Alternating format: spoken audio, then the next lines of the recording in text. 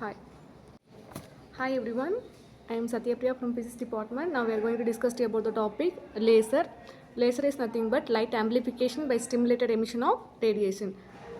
And then very important properties of laser is nothing but high directionality, it is high intensity, and then extremely monochromatic, and then high degree of coherence. These are the basic properties of laser. And then what is directionality? The laser beam is highly directional, but ordinary light spread in all direction. The divergence of the laser beam is very small for a typical laser beam. The angular speed is 1 mm per meter, but for the ordinary light source, have angular speed is 1 m by m. And the next one is intensity.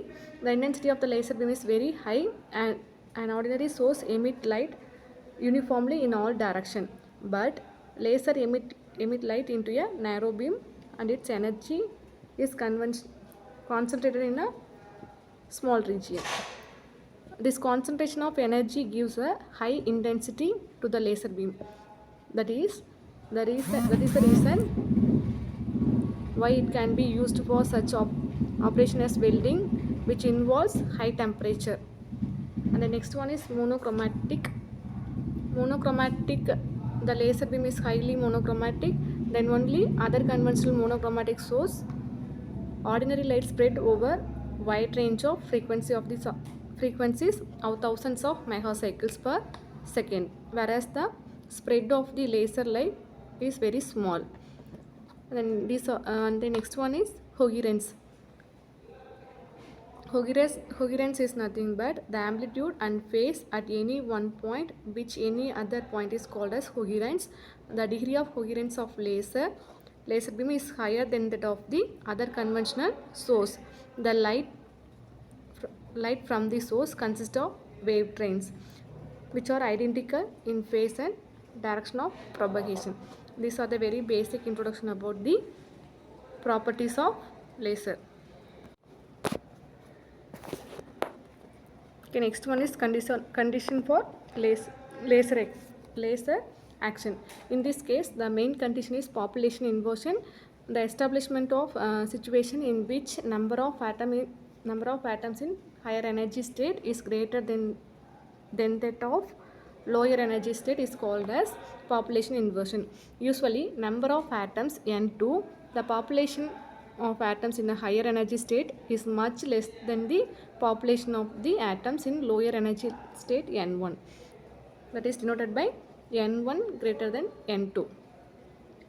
This phenomenon of making N2 greater than N1, the number of atoms N2 in higher energy state is more than that in the number of atoms N1 in lower energy state is called as population inversion or inverted population.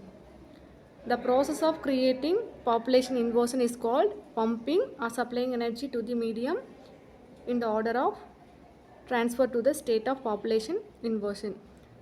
And then condition for population inversion is there must be at least a pair of energy level separated by a desired radiation. There must be a source to supply energy to the active medium.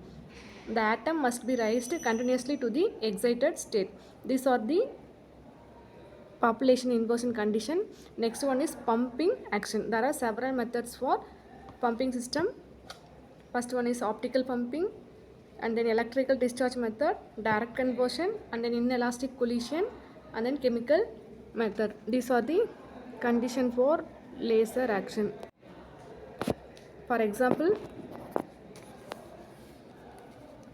optical pumping, if the atoms are exposed to electromagnetic radiation of energy h mu, the atoms in the lower state absorb this radiation, and they go to an excited state. This method is called optical pumping and used in solid state laser.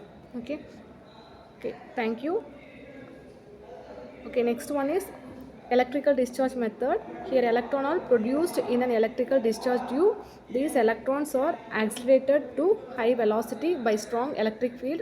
These accelerated electrons collide with gas atoms or molecules. This method is called as electrical discharge method.